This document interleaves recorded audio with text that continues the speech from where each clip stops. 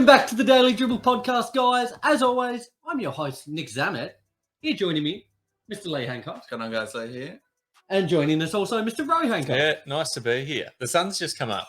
We are Early recording. one. We are fit and firing here early in the morning. A little Saturday morning treat. What are we, about 8 o'clock here? Yep.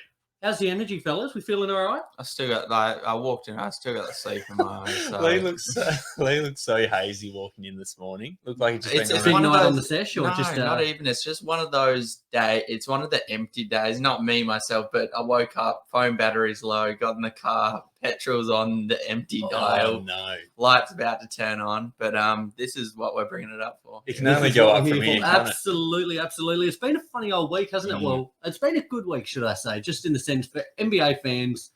All-Star weekend, it's just come and gone in an absolute blaze of glory. Yep.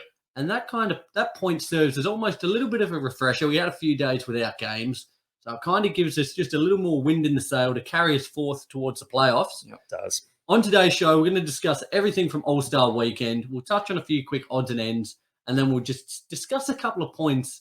I've just made a few points here I want to get your opinion on from yesterday's games. Yesterday was the first day that we had games back. So yeah, a lot to look forward to on this week's show. Before we get into it though, guys, a big thank you once again, all your continued support. We're just about 1,900 followers on the old Instagram, so we're marching towards 2,000. We certainly appreciate all your continued support there.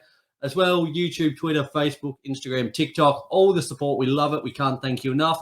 Shout out as well to the Cover and the Spotlight Sports Network. Stoked to be a part of those two platforms. Big things happening there in the sporting and pop culture podcasting industry. So, yeah, excellent. Fantastic. Done all the housekeeping, done all that. Let's get into odds and ends, guys.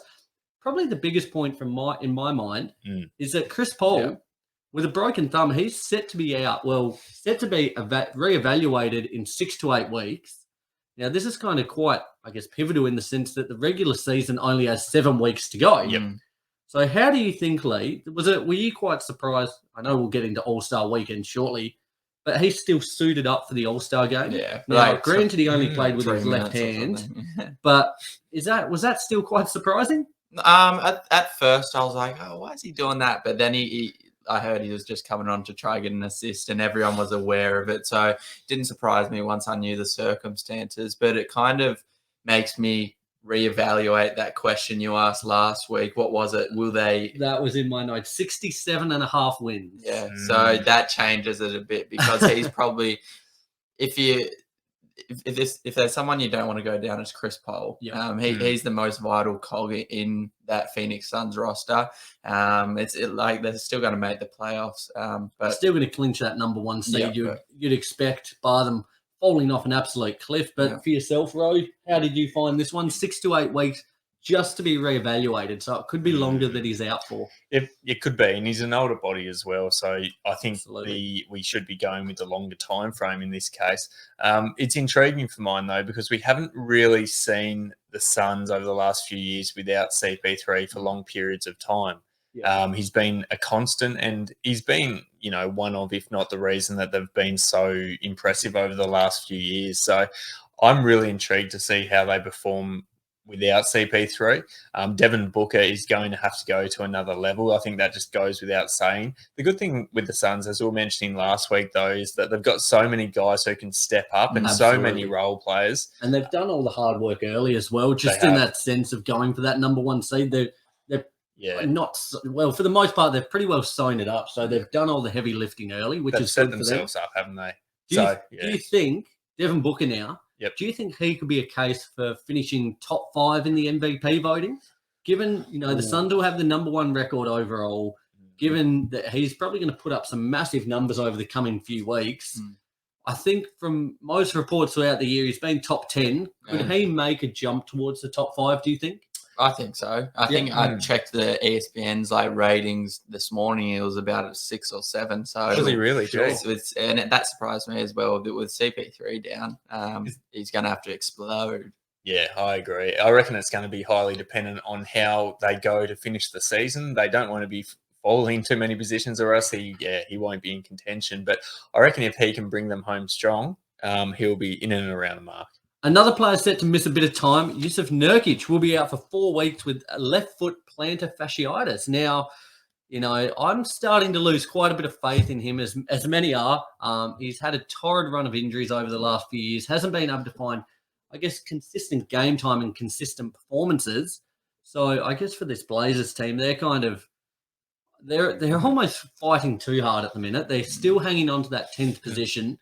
But, what do you reckon, Lee? Throw in the towel? I've said this whole season, throw in the towel. Should be looking at next season already for the Blazers. Don't know what they're doing, to be honest. Row, for yourself, what do you think? Is it time for the Blazers just to pack it up, not even bother trying to go for that 10th playing spot? Oh, without a doubt, because at the end of the day, there's no point them finishing in a playing spot because they're not going to be contending, obviously. Yep.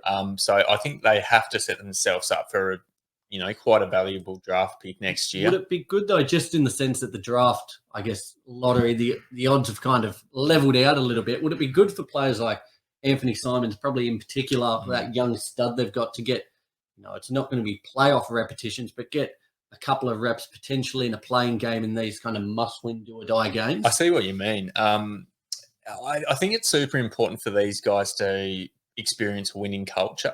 Yep. And you don't want to be stuck in losing culture for too long, or else that's when these guys start to take off eventually. So I can certainly see where you're coming from. In saying that, I'm still sold on the fact that they have to pack it up this year. They're not going to be making any noise. And Anthony Simons, as an example, has got plenty of time to be on a winning team in his career. So that guy's looking like an absolute stud at the minute. He has really come along in leaps and bounds. He is probably almost a candidate. Possibly, I haven't looked at the kind of odds or anything of the kind. Most improved player. I think so he's a shout. Absolutely. I think he's been overlooked because Portland have been so horrendous, and obviously all the noise around Dame's injury and CJ leaving. So I think he's been overlooked, but he's been incredible. We love Party Rock, don't we? We do, absolutely. Lee, what do you reckon? Do you reckon he's a shout? Yeah, I mean, I think he's pretty it's pretty similar. The Dame Simons situation is pretty similar to the Steph Curry, Jordan Poole situation, and they're around the same age, and they're both developing at almost the same rate because they've both been outstanding this year. But I don't even know who's in contention of most improved, I guess. Tyler Hero will be He'll be there up there. again. I reckon Simons will be up there. Yeah. Paul should be up there. He started the year in contention when Clay was out, however. He's dropped off a little bit since then. Yeah. I have to have a look at that. That's probably going to be a bit of an interesting race to finish as well. Jar will win it, actually, now that I think of it. Yeah. Be up there in MVP as well. Yeah. A bit of a signing during the week. Free agent Goran Dragic will join the Nets. It surprised me just because of how hard the Lakers were pursuing him. Sounded like they wanted him really, really bad. And he's got that connection with Steve Nash, which helps already. Due to this, they'll be waiving Javon Carter, who looks set to sign with the Bucks. But just for the Nets, it just adds to their abundance of riches at the moment. They are really, when healthy, an absolutely stacked unit. And just to tie in with another point, New York looks set to phase out their vaccine mandate in the coming weeks. Yeah. So we could officially see Kyrie Irving back for home games. That's super exciting, and it's something that I guess we weren't anticipating to happen for a little while. Yeah. It's looking at this stage that his Kyrie perseverance paid off, hasn't it? Well, yeah, he kind of got his own way. Still gets to play in all the crucial games. Worked out well for him in the end, and I think for the Nets they'll be extremely pleased because they'll most likely have him back full time with the playoffs approaching. So for the Nets, they currently sit, is it 8th, I believe? I believe 8th. They went down to the Celtics yesterday. They're on a bit of a horrid run at the moment, but still awaiting all their big stars to come back. Now, if they are to finish, say, in a play-in spot, do we still back them as a title favourite? Yes. Even if they start from within the play-in? Yep. 110%. I think they've got the highest caliber players on their team, and as well as the depth that we're added by Goran Dragic now as well. I think they're every chance, regardless of where they finish. Lee, do you agree with that? Yeah, because they're a completely different team right now, so it doesn't really matter where they finish up going into the playoffs. And pretty much the matter of the fact is, if these guys are all healthy for the last 7 or so weeks, they're not going to end up in a playing spot. they're going to end up around 6 or 5 mark, I reckon. You reckon that top 6 is looking pretty solid at the moment? Nah. When does KD come back? When's his expected return? That's a fantastic question. I don't even think he knows. That's a great question. One I don't have an answer for you for. But you look at their list. If Kyrie's coming back playing, home games in the coming weeks, you add himself, KD, Simmons, Curry, Joe Harris hopefully comes back soon. Like, they have just got an absolute wealth of riches. Patty Mills there as well. In addition to some of these younger, lesser-known players getting more experience in game time throughout the year, should they be needed to call upon in the playoffs, they're kind of ready to go already. So a scary, scary proposition, the Nets moving forward. Indeed. The other side of New York there, the Knicks have agreed with Kemba Walker to shut him down for the remainder of the season, just to aid in him working out, getting ready for an upcoming transfer, you would assume, for the 2022-2023 season.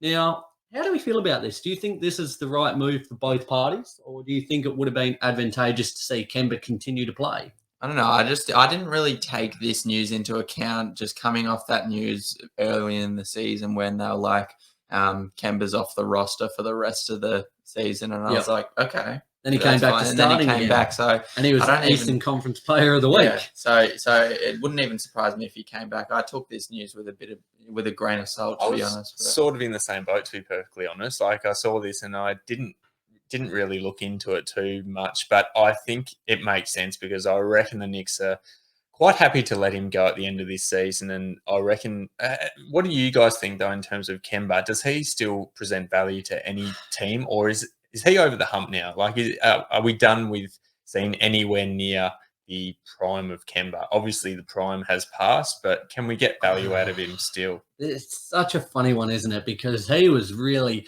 the face of a franchise for so long there in Charlotte. And since he's, bounced to Boston, to New York, it's really been a downhill it's kind of been off a cliff for him since then, due to injuries, due to form.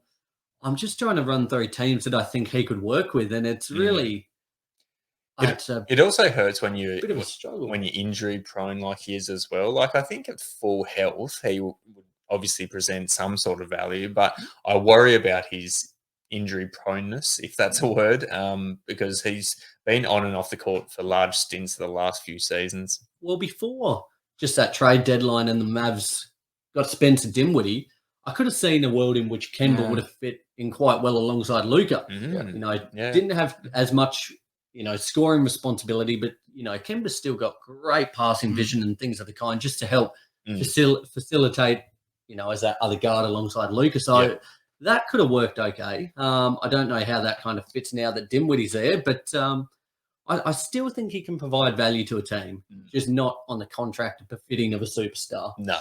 So not at interested to see what happens there.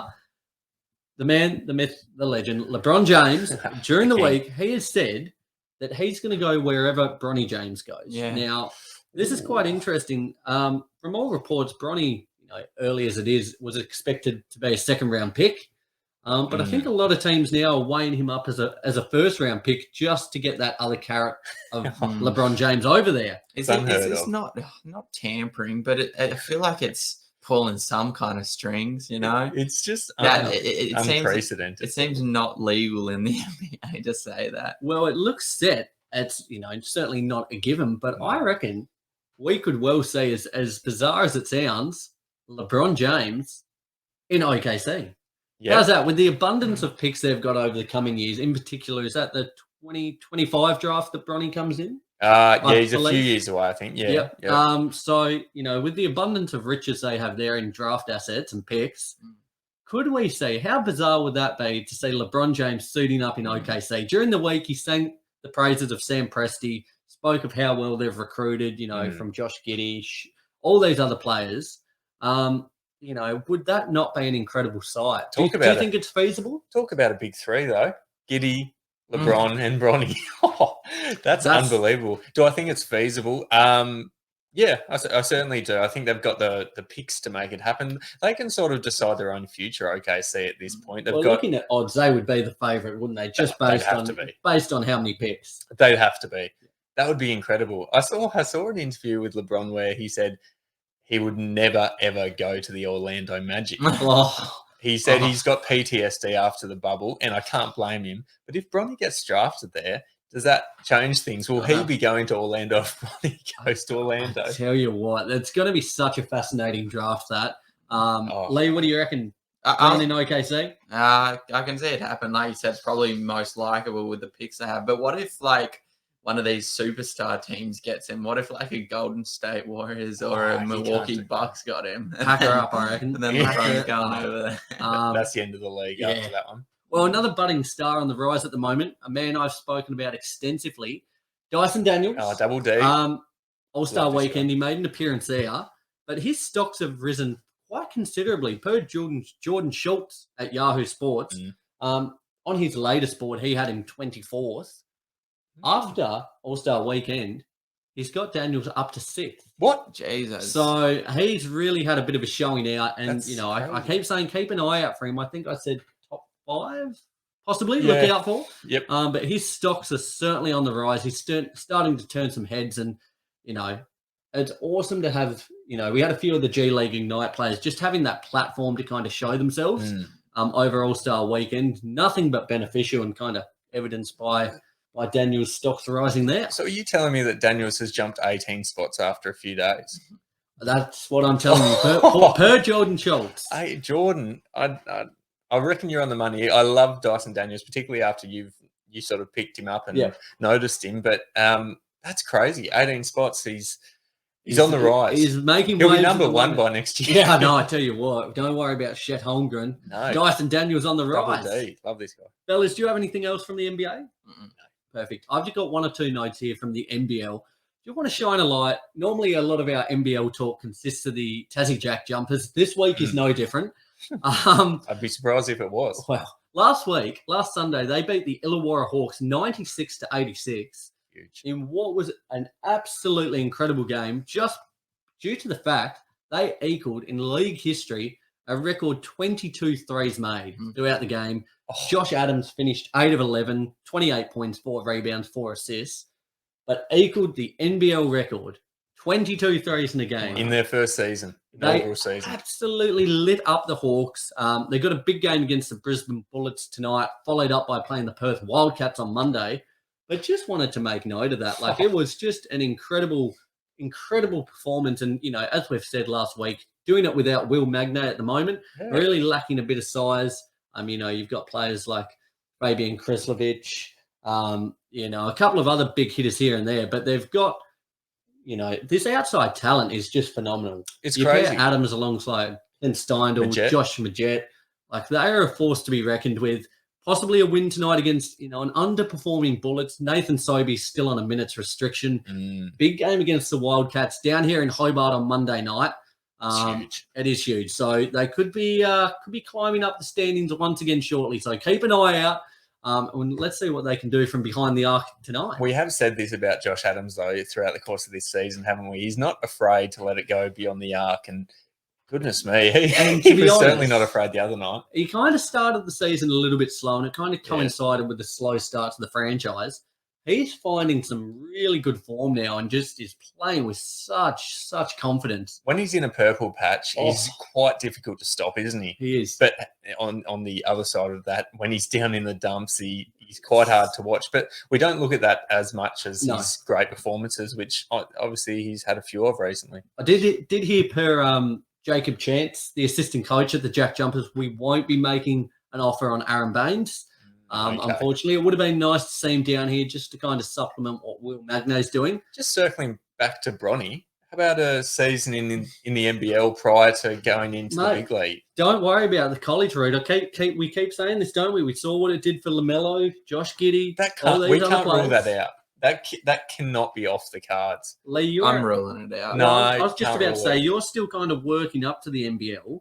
Would having Bronny in the league, would that get you up and about? Of course it would, but it's not going to happen. LeBron isn't going to let his son not go through a college route. Why not? Because of LeBron. But LeBron didn't even go through a college route. What did LeBron? He left straight from high school. Oh, high school, yeah.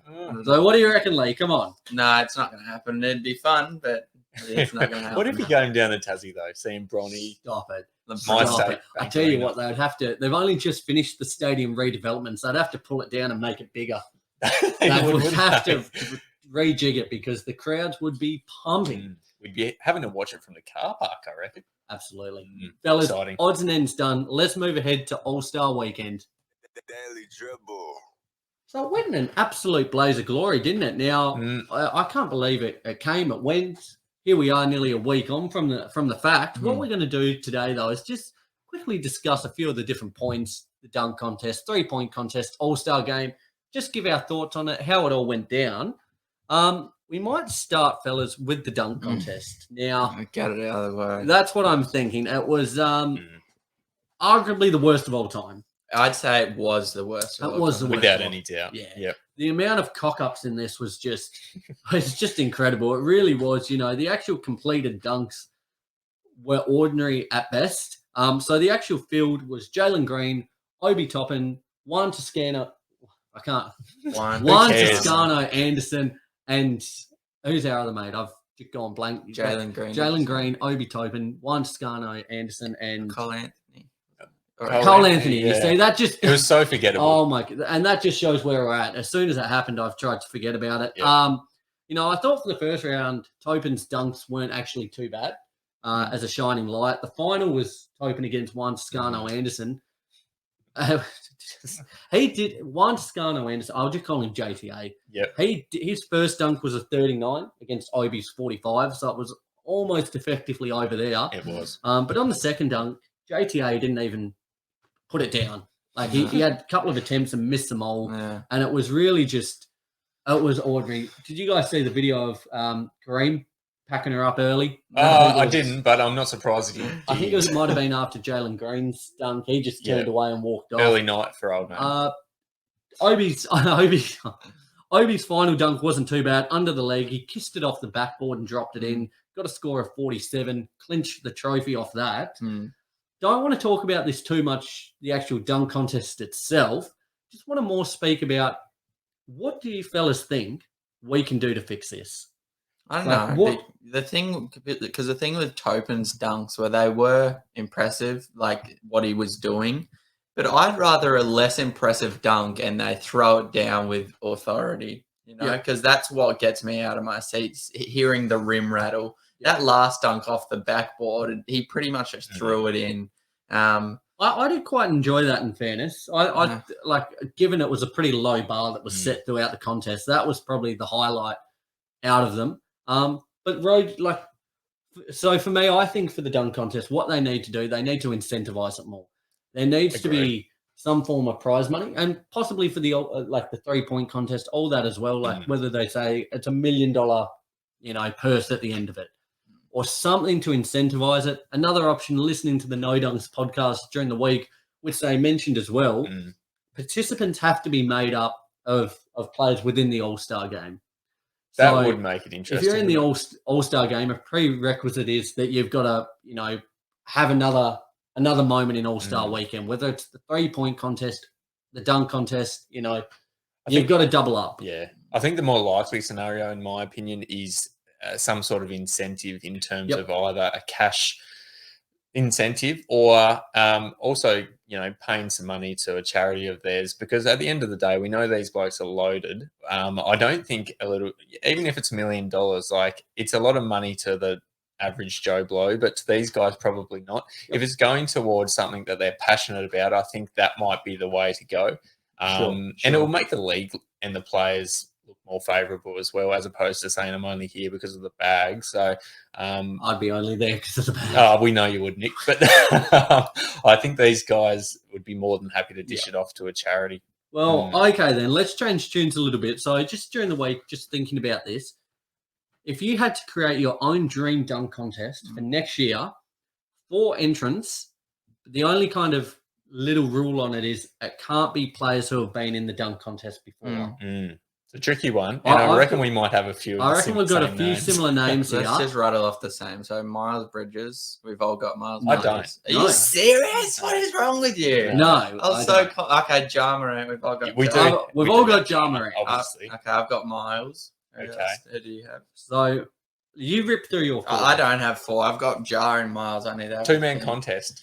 Bring out the creative dunks. Okay, so my 4 is Zion. Yep, me too. Ja, Me too. LeBron. Me too. Because I think we've just got to see him at least one time. We do. What, even at his age, if he can stay healthy. Who's your 4 if you're not putting Miles Bridges? Caruso. Oh, yes. He's an animal. I love that. He will come in with intensity. So he is my 4th entrant. Now, my 4th entrant, I'm just having a second guess here. I'm hoping he hasn't been in a dunk contest recently. Anthony Edwards. He hasn't. No. I think Anthony Edwards would be incredible. I nearly had him in as well. The only reason I didn't is because he said he doesn't have the flair for it. He's got in-game dunks. He has the flair for it. Absolutely, he's got it. He likes dunking on people. He doesn't like, because you don't see him do too many flashy dunks. He just dunks on If people. he likes dunking on people, let's get 3 unlucky participants out there. Just chuck them under the rim and let him go for it. Detonate on him. Yeah, I'm all for it.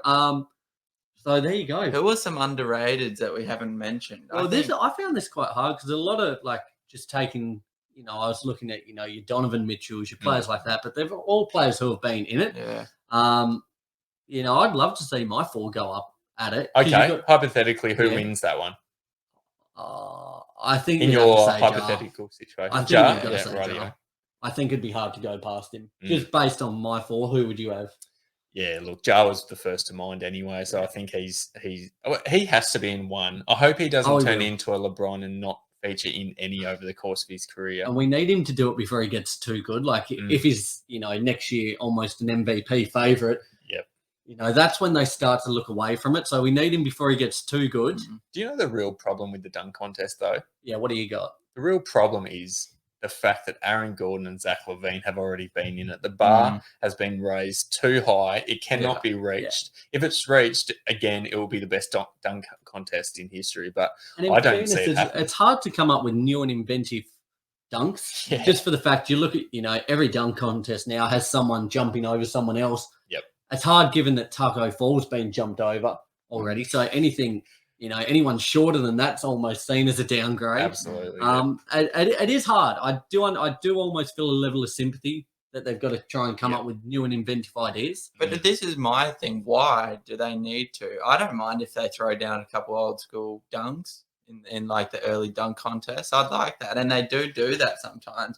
I don't know why it has to be different dunks all the time. And it's also how they do it. Because we like bigger, we like better, we always want more. Yeah, but you don't remember a dunk contest and a specific dunk from like a 1995 dunk contest. No one's going to remember anyway. Some people remember the Jordan dunks, the Vince Carter. There are a few particular dunks that stand out. How much does the swagger come into it as well, though? Particularly leading up to the dunk. And if you put it down... What was Cole Anthony's about? Just quickly pulling out the chain, putting it on. No, that was Jalen Green. Jalen Green, sorry. And it's some NFT. That was annoying. And then taking it off. It was just it was bizarre, wasn't it? And, it's hard to build that kind of anticipation and momentum to the actual live crowd as well when there's so many balls ups.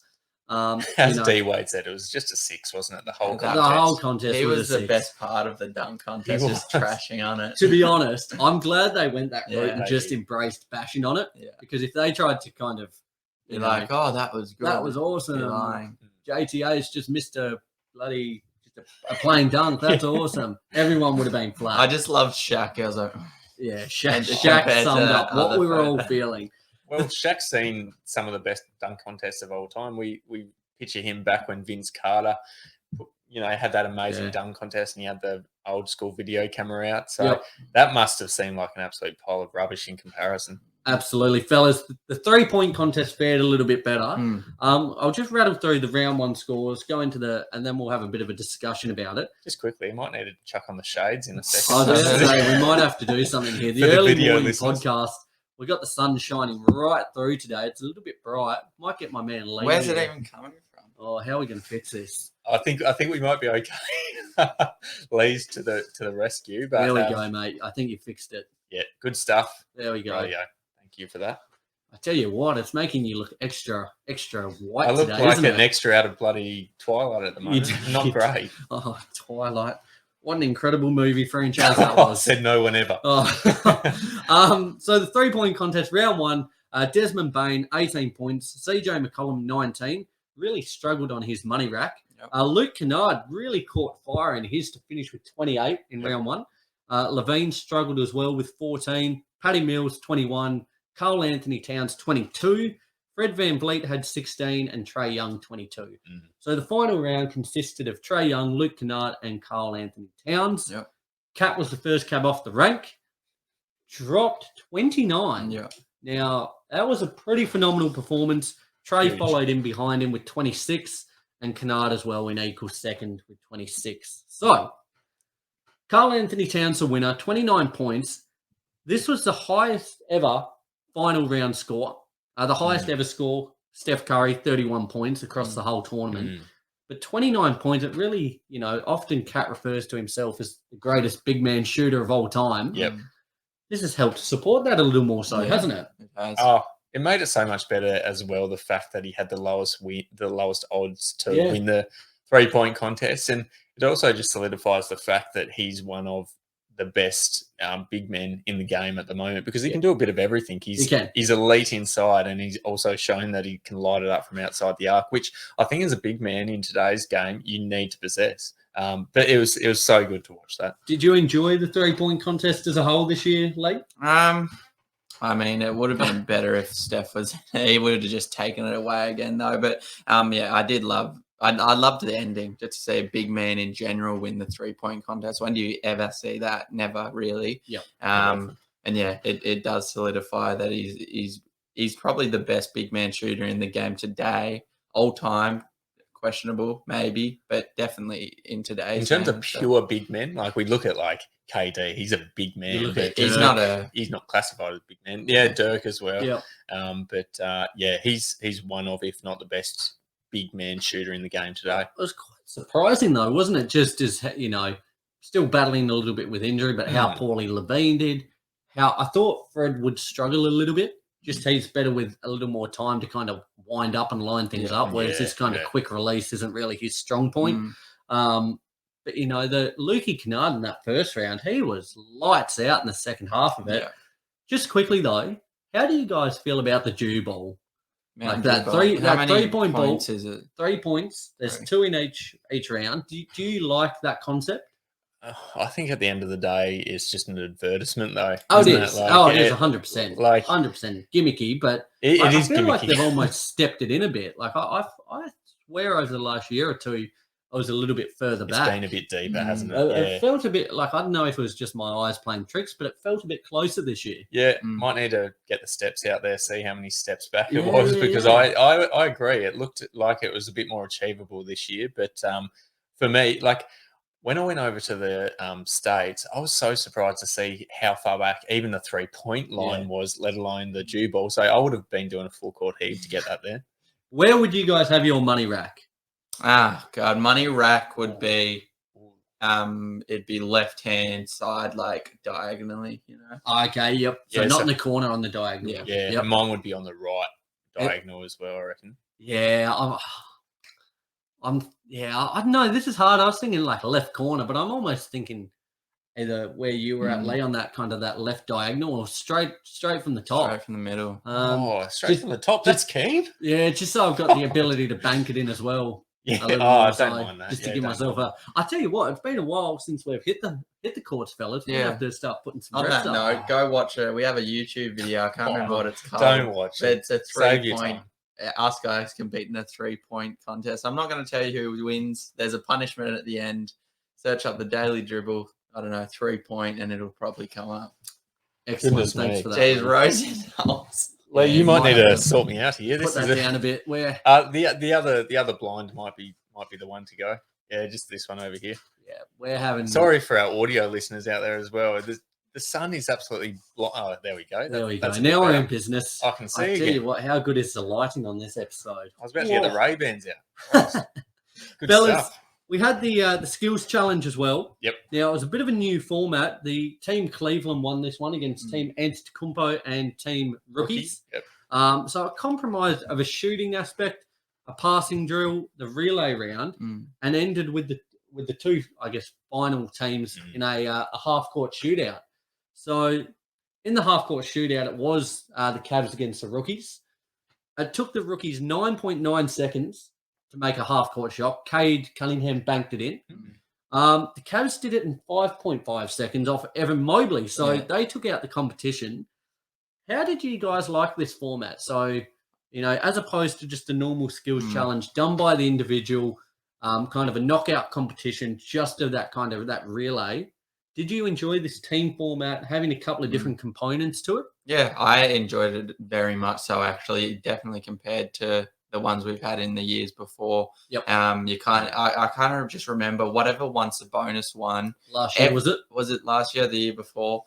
Everyone in it was just like smiling and just dawdling around. It's like, just stop. Like, who are you trying to impress? Why are you trying to look cool and stuff? This one, I'm with you there, 100% across All-Star Weekend as a whole. I'm glad you mentioned that. But this one, it actually felt like they were trying. I just love seeing Giddy out there, to be honest. Yeah, that was a highlight. No, I really liked this format this year. I think with the All-Star Weekend, what we've seen over the last few years and what they've done obviously with this is continue to evolve it, continue to change it, keep it fresh. Because after a little while, people start to get sick of certain things. And I feel like most years the skills challenge is one of these ones that people just look past. I was intrigued this year regardless because our man Giddy was in there. But I think if it was just a normal skills challenge a la every single other year, it wouldn't have been as exciting. So, yeah, I do like the mixing it up. And that's why I don't mind the Dew Bowl saying the three-point competition, as gimmicky as it is, and it's just for pure marketing, having these little things just to increase the excitement. I loved the format. Yep. I thought it was awesome just to have a few different components to it. To be honest, I didn't even mind the finish having a half court heave as a deciding factor. Don't mind that. Likewise, I loved seeing Giddy on that passing side of things was just electric. Really, really enjoyed it. Just, do you think this will stick now, this kind of format, or do you reckon they'll go back to just a normal relay format? It was successful, so it'll stick until it becomes stale. I will say, and we'll tie that in as we move ahead to the rookie games, I quite like the way the league did it this year, just changing the formats, just because it does grow stagnant, the All-Star Weekend a little bit. We love seeing some of the top-tier talent all coming together under one roof. But just that almost lack of care, the lack of intensity sometimes detracts from it. Yeah. So having these new formats actually helped, I think. On the rookie games, new format consisted of 4 teams, all with kind of an elam ending for the opening 2 rounds. So we had Team Isaiah beating Team Worthy. So the opening round was to 50 points. Team Isaiah won this one 50-49. Team Barry beat Team Peyton 50-48. Those 2 teams met in the final, with the final to 25 points, Team Barry winning this one 25-20. So, just on this, fellas, the 4-team concept, did you enjoy that as well with the target score? Look, now that I think back on it, not really. Just because I didn't really keep up with it. And I think it was because it was a bit too complex. There was a fair too many games going on. I didn't. Too complex. How many games did they play? Like 3. So there was 3 games. Yeah, I don't want to watch 3 games. I want to watch 1 game. Got a short attention span. I don't know. Yeah, I like seeing all just a full team of rookies. In like half and half, not split up into what would have it been like 6. I don't know. Right, for yourself, did you enjoy it? I actually didn't mind it, to be perfectly honest with you. I think it was very reminiscent of the All-Star game, just in terms of the way they played to begin the game. Not much intensity. It sort of looked like a bit of the All-Star game of old type of thing. The closer they got to the winning score, the more they took it seriously and the better product it was overall. Absolutely. Liked seeing the young players out there, to be honest, like all of them in the one place. It just showed how good of a hands the league is going forward. So, didn't mind it. What about you? I loved it. I thought it was wicked. And I like the idea of going to 50-25 for the final. I'm with you. I thought, after the first few points, once they got to that 20-30 mark, the intensity picked up a heap, which was awesome. I quite enjoyed the concept. It was good to get a look at a few more players.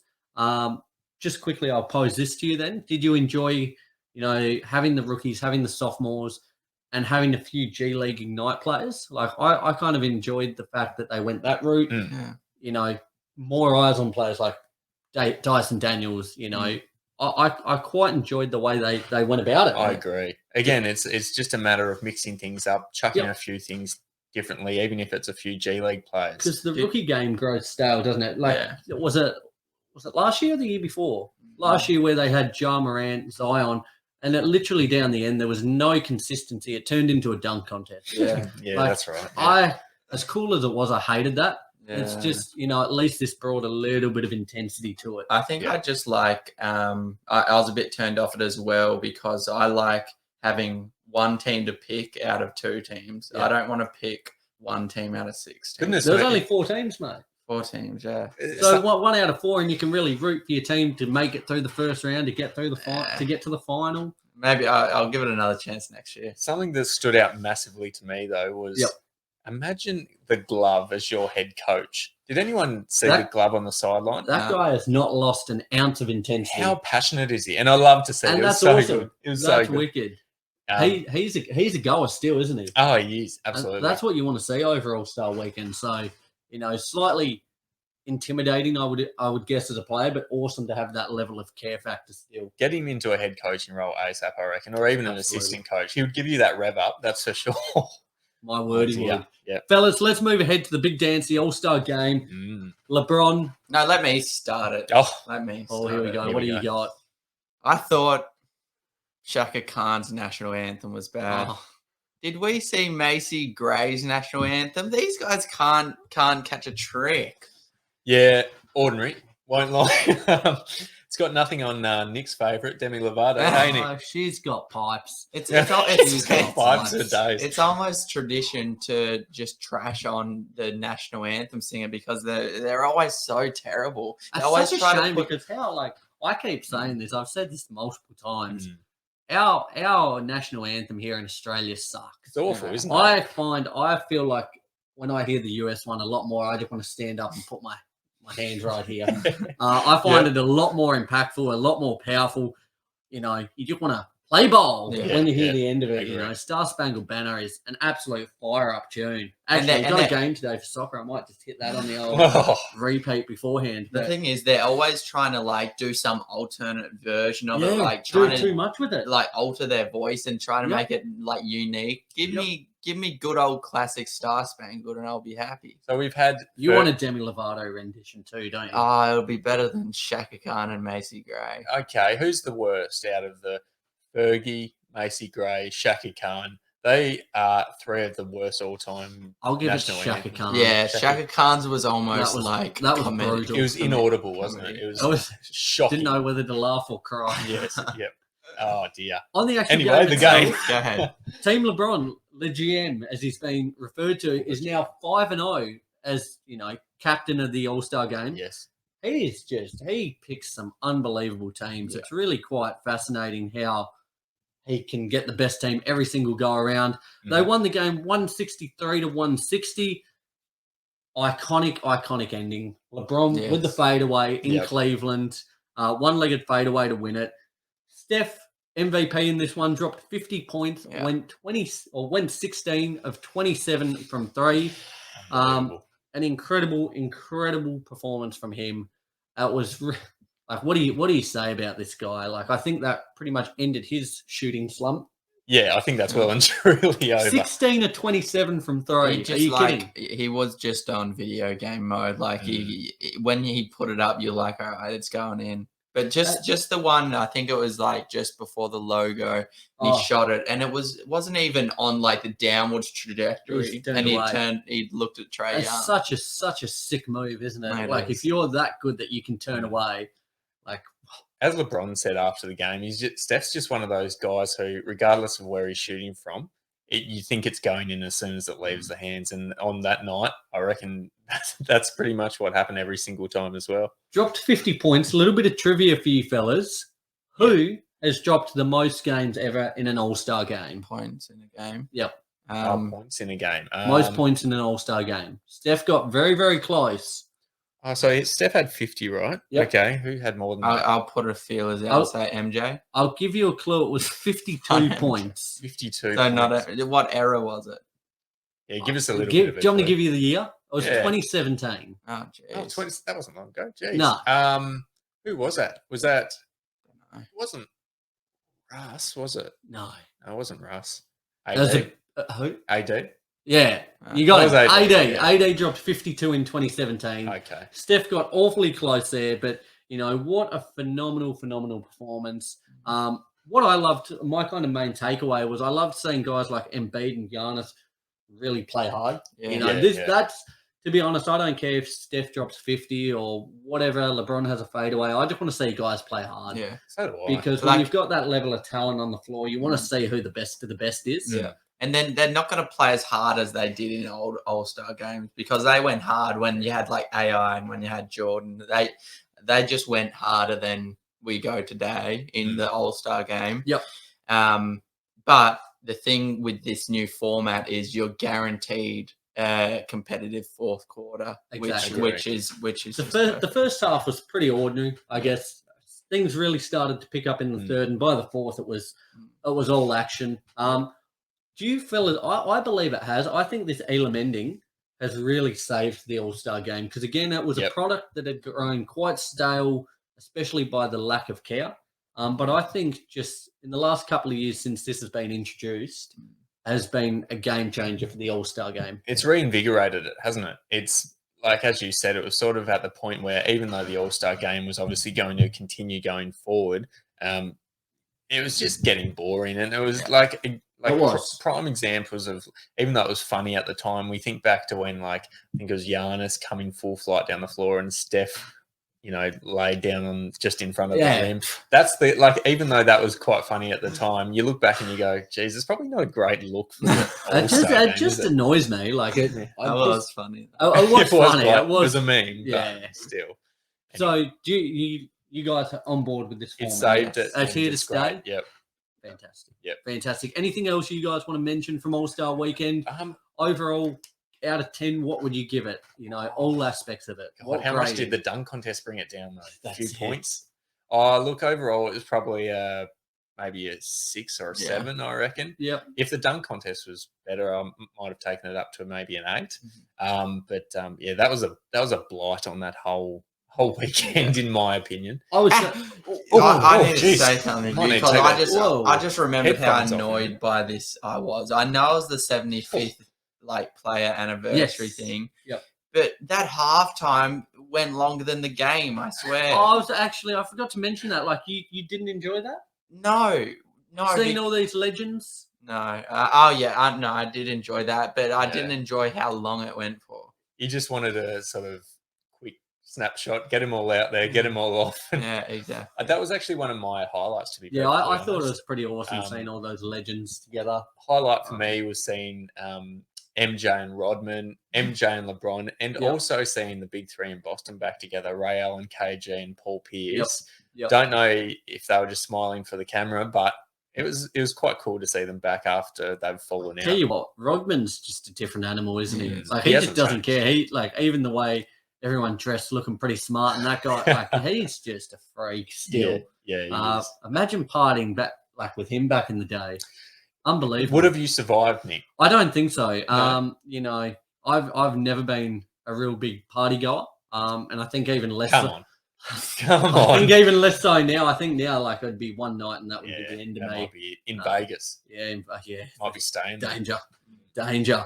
Fellas, All-Star Weekend. 6. I say 6. I'll say a 7 just because I like the new formats. I hope a lot of them stay.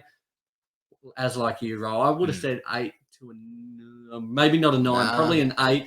But the dunk contest was horrific. So what do you reckon? Just quickly, and this might be a little bit irrelevant, but I'm a huge one for bringing back the game-worn jerseys during the All-Star game. Yeah. I think if they're going to improve it going forward, and also just bring back a bit of nostalgia, I reckon. Please. Just bring back the game-worn jerseys, ditch the All-Star jersey. Yep.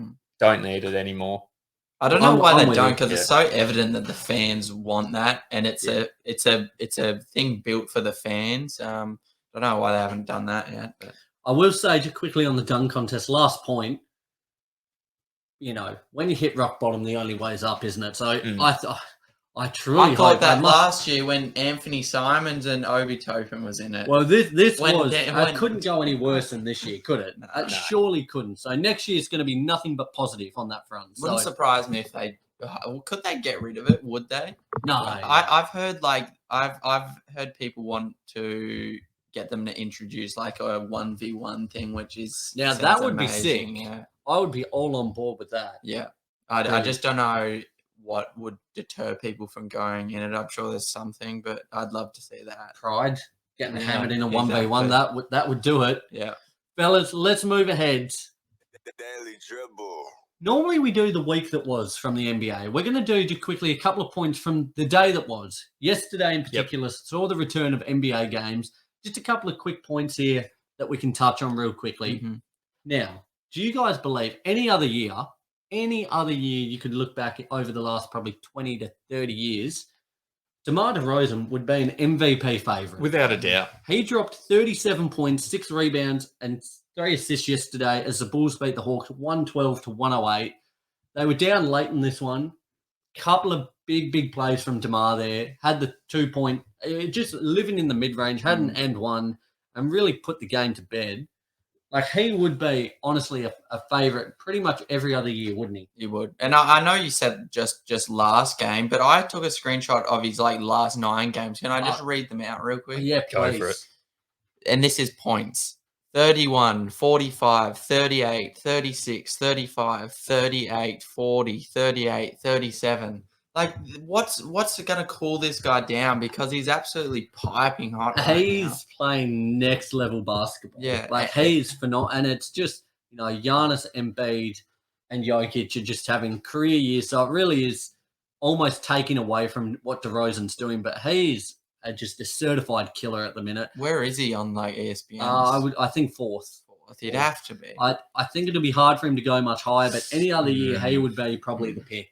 Loving what he's doing there. So as well with Levine still out, expect him to put up those big numbers. Worst mistake I made this year in our fantasy league was getting rid of him. Certainly Silly regret that boy. one. I picked him. Dumb. He was all right. He's Dumb. been good. Dumb. He's loved his time over at my team. Yeah, that's I for bet sure. he has. He likes I the bet he fresh has. change. But yeah. Rose, speaking of you and your boys, the Celtics are rolling. They beat the Nets yesterday, They are. 129 to 106. Won 9 out of their last 10 games.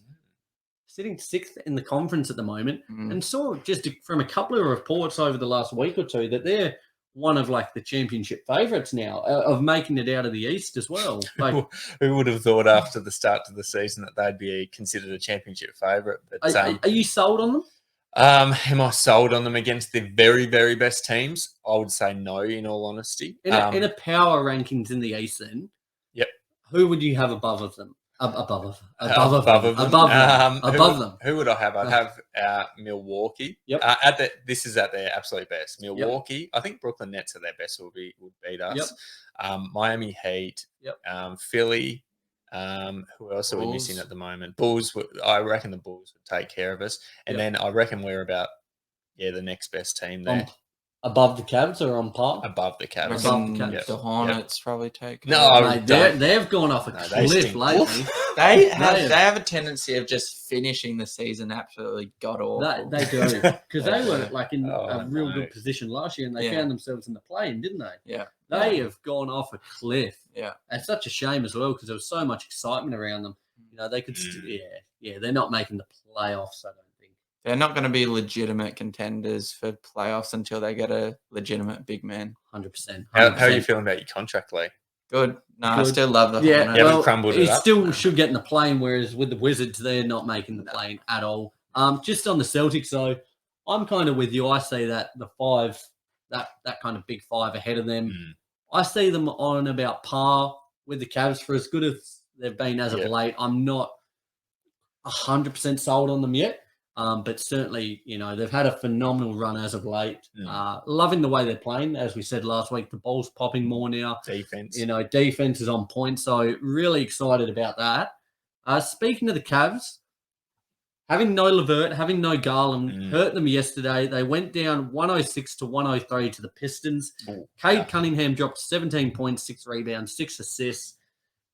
Not a great loss coming back after All-Star weekend. Doing it, had a couple of big names out in that one, the Cavs, but, not a great look for them.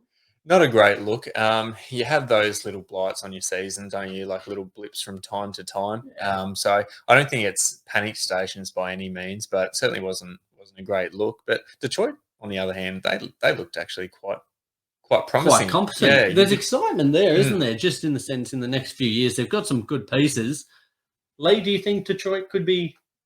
Maybe in the next 7 or so years, but I don't think in the next 1 to 3. No. You don't think in the next, let's say in the next, what are we now? Excluding this year, in the next 3 seasons, will Detroit make the playoffs? Yes or no? I'm going to say no. 3 seasons, I'll say no. In saying that, I'm not surprised these days when these god-awful teams turn it around, because we've seen it particularly over the last few years. Cleveland, New York Knicks, even though they're back to being usual selves this year. But you can't be surprised as an NBA fan when these teams turn it around after 1 or 2 years. So, I mean, I'm saying no, but I'm not 100% ruling it out. What about you? I'm going to say yes. Yep. I'm going to say yes. Okay. I think if they get another 1 or 2 pieces from the draft, or they've got pieces to make a trade. Sorry, pardon me. Cade Cunningham is a star. Like, he's started the season slowly, but he's certainly building now. Yep. Getting Bagley as well. Bagels. I think this could really serve as a point to kind of transform his career. As you said, Sadiq Bey.